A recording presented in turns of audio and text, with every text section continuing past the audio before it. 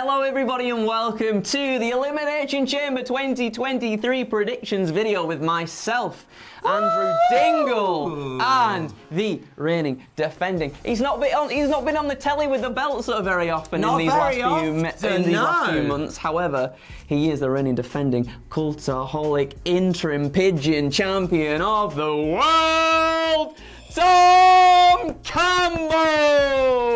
Yeah. Big pigeon, the winged pigeon is back. But sorry, actually, hang on, sorry. I had some bovril before we got on. That's it. Oh no, That's it. I've made it worse. No, it still looks nice. Okay. It still looks nice. That's all right, isn't it? Yeah. That's all right. I'm sure Steve Austin had the same problem when he was champ. Anyway, I thought, like, you and Adam even, you're Andrew. I'm Andrew. You and Adam have been back and forth with the belt, and I thought, hang on, silly boys, I'm still the interim champion here. The most prestigious champion in Cultaholic history. So we need to put it on the line. We do. Heading into WrestleMania, I thought, right, you know what? Winner stays on. Winner stays on. Yeah, the vaguest stipulation ever. Winner stays on. I think whoever takes the interim championship, whoever takes the winged pigeon after Elimination Chamber, goes on to face Pacitti at WrestleMania. Oh, and then the belts all merge. Yeah. Oh, that's exciting. Let's do it. Should we do some predictions? Yeah, go on then. The US Championship on the line in an Elimination Chamber. Austin Theory defends against Seth Rollins, Johnny Gargano, Damian Priest, Bronson Reed, and Montez Ford. Who you got and why? I'm going for A-Town down. I'm going for Austin Theory. I think somehow, some way, perhaps shades of Elimination Chamber 2010, I reckon that Logan Paul's going to get involved and maybe cost Seth Rollins them. I feel like Seth Rollins is perhaps, maybe, right, the sort of the... I guess people want him to win, and I guess maybe he's the one in the match that seems to be the most likely to win the US Championship off Theory. But I think we're going to set up somehow a program between Seth Rollins and Logan Paul at Elimination Chamber, and Austin Theory is going to continue his title run to WrestleMania, where maybe he faces a Mr. Man of Mystery John Cena somewhere down the line. So I think that's going to happen. There's so many good people in this match, though. I think it's going to be a showcase moment for Montez Ford. I'm really hoping it is for Bronson Reed as well, because Bronson needs more to do on television because he is a phenomenal talent. So yeah, I'm going to go for Austin Theory. What about you? It's going to be the workhorse chamber match. Everyone in there is going to graft. I nearly picked Seth Rollins for this, thinking that Rollins can then go on to WrestleMania to defend it against Lamb, Rogan, Paul.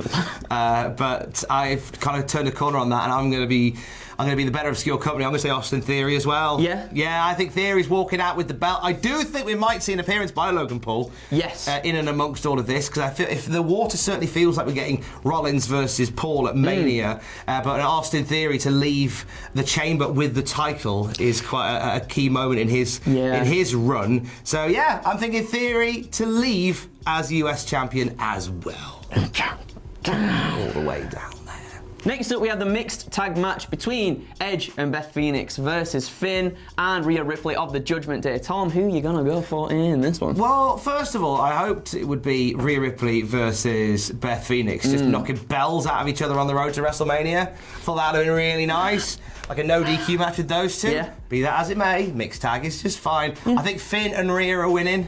I think the Judgment Day are picking up a big W here. I know Edge's first match back outside of a Rumble to take a loss, but I think they've got big plans to continue this over to WrestleMania. So this is just a way of keeping it ticking over till we get there. So I think Finn Bálor and Rhea Ripley beating Edge and Beth on the road. Who have you got and why? I think you've said it all perfectly there, Tom. You've said it all. You set it all out like a nice Sunday dinner.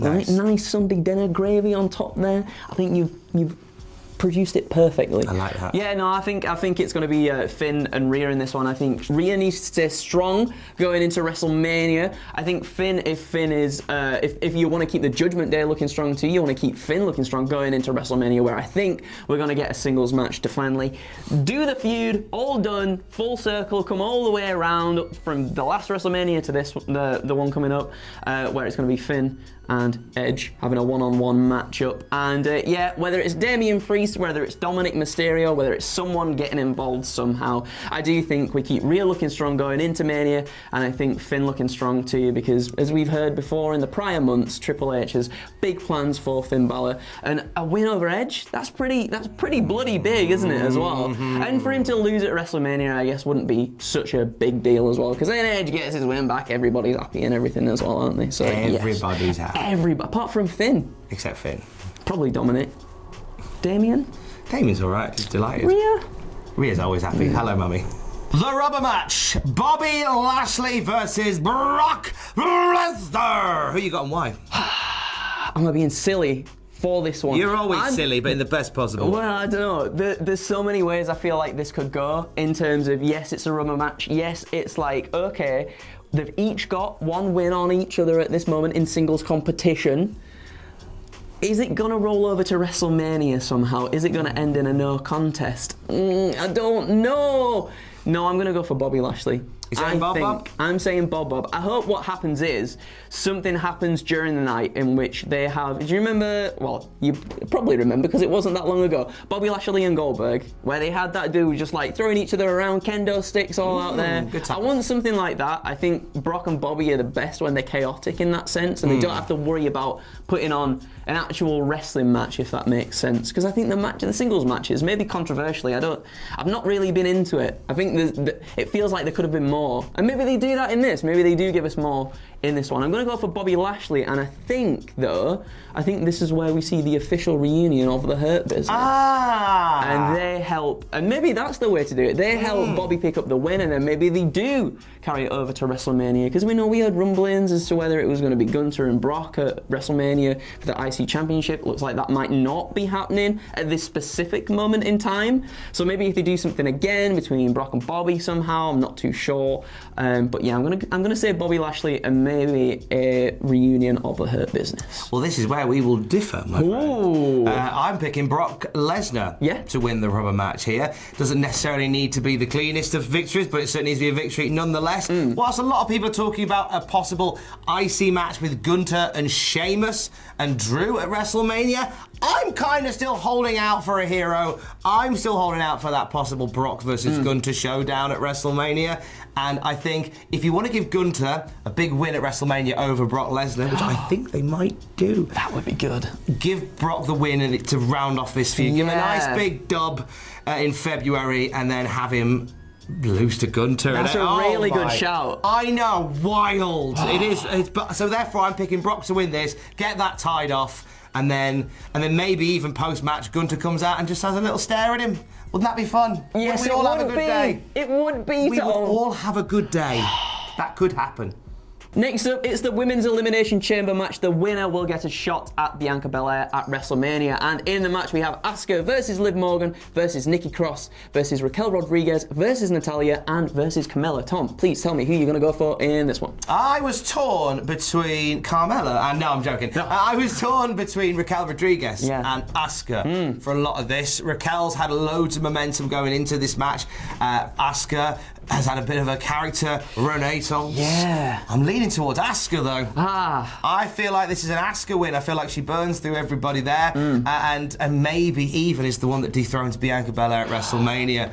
I quite like this new energy around Asuka. Oh yeah, definitely. I feel like you could easily put the belt on her and then just become the standard bearer, the final boss of Monday Night Raw. Just have everybody lining up to beat her. Yeah, I think that'd be quite cool. But to get there, you got to win the Chamber, and I think Asuka's winning it. Who have you got and why? You're right in terms of I also think it's going to be Asuka and Raquel Rodriguez. Between the two of them, I've gone the opposite. I've gone the opposite to you on this one. I'm going to say Raquel Rodriguez to win. Okay. I think you're right. this close to choosing Raquel. And I mean, I can absolutely see why you'd say Asuka as well, because she is just like, keep her looking dominant, right? Keep her looking dominant. This character is so good. The change for her at the moment is, I think it's really benefited her, obviously, and you want to keep her looking strong. want. Asuka could be the sort of character though that is like she just goes on a tear for whatever reason, doesn't really regard the win as anything. She just wants to beat people up for whatever reason, and then that, like, maybe that's the distraction that gets her rolled up surprisingly by someone. Who knows? But I think you're right in terms of Raquel Rodriguez has had a lot of momentum going into matches recently. Like, the crowd seemed to be behind her, whereas maybe when she first debuted on the main roster, they were a bit like, why is she just all smiley and all this? I think she's really proved herself on the main roster, and I think maybe surprisingly, because I think spoilers, I think this pay-per-view is going to end up with tears in everybody's eyes, sad tears in everybody's eyes. We'll get to the reason why later, but I think a big babyface win in the women's chamber match would be like such a huge surprise, and I feel like a lot of people would sort of, I feel like it would be a welcome surprise for people as well. So yeah, and then to see Raquel and Bianca fight at WrestleMania too, a big moment. Maybe we even see Bianca turn heel afterwards if she loses the title. I'm just like fantasy booking at this point, so I'll stop there. That's for 9 pitches. That's for 9 pitches, right? I'm gonna say that Raquel Rodriguez picks up the win. It might be silly, but I'm gonna say, in my heart of hearts, that's what I'm gonna go for. And the main event for the undisputed WWE Universal Championship. It is Sami Zayn challenging Roman Reigns. Now, separate head from heart here, Andrew. Yeah. Who have you got and why? I'm skanking, Tom. I'm skanking. You said it, not me. Because I'm going for Roman Reigns. I'm going for Roman Reigns. I think, let me do this. My out's come down again. There we go.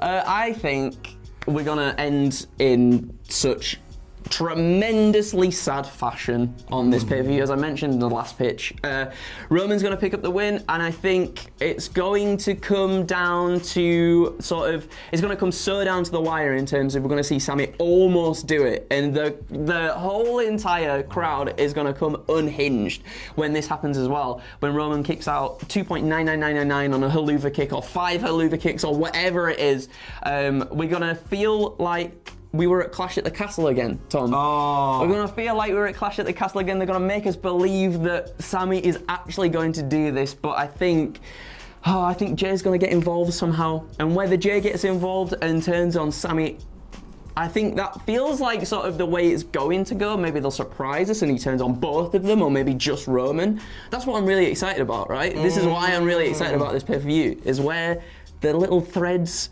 go now. I'm really keen to see where it goes. But yeah, it's going to be Roman. I think, although the headlines will be fantastic, right? Sami wins the belts, and then there's all this buzz going into WrestleMania. I think the big historic moment is Roman carrying the belts to WrestleMania and losing them at the grandest stage of them all, right? It's got to be that. Yeah. I'm afraid it has. In terms of, I mean, you're absolutely right. At Clash of the Castle, they had us by the short and curlies all the way through. Like watching Drew McIntyre have 2.999 recurring and like being in the moment. It's what I love about being a fan. Oh, yeah. It's when they genuinely get me captivated. Expect that times 10 at Elimination Chamber on Saturday night in Montreal. I don't see Sami leaving with the belt. My heart says he should. My head says it's Roman. It's got to be Roman here. But my gosh, the heat that will emanate from the cold white north when Roman Reigns, when there's, like, as you say, near falls aplenty. Yep. I wonder whether we even have the bit where Jay does turn, takes out Roman, but Sami still gets a 2.99999, and then they deal with that on Saturday. They deal with that on SmackDown, good. where Roman just decimates Jey Uso. We don't see him again until WrestleMania. We maybe do that. My fear is that we're in Montreal. Yes. Well, Screw job time. Well, that's too easy. That's too easy. It is. That's too easy. However, it could then lead into, as Cody was saying on Raw, triple threat match at WrestleMania. Insert Sami into that. He didn't lose cleanly at Elimination Chamber. The prospects, the possibilities, Tom, they are endless. How exciting. But it is going to be Roman leaving Elimination Chamber with the title still. Sorry, Canada. Sorry, Canada. Sorry. Sorry. What was that? That was lovely, that was. And that's it, everybody. Thank you so much for joining us for our WWE Elimination Chamber 2023 predictions. Myself and Tom will be on the live. What was it? We'll be on the live stream over at youtube.com/cultaholic/live on Saturday. You can be with us. We're going to do reactions, and it's going to be a nice, fun time. Not long after that, you'll have What Happened At as well with Jack the Jobber. You'll have the WTF moment on Sunday with Ross himself, and we'll probably do a news video after, all with tears in our eyes, blubbering like the whales that we are. Maybe? Blubbering like whales. Yeah? Yeah, why not? That's what we will do. Join us live on Saturday night. We'll have a lovely time. And whoever wins the predictions contest heads to WrestleMania to unify the big pig, the winged I don't know pigeon. what this is. I don't know, the winged pigeon, coo, and the Cultaholic Championship. We will see you on Saturday at Elimination Chamber.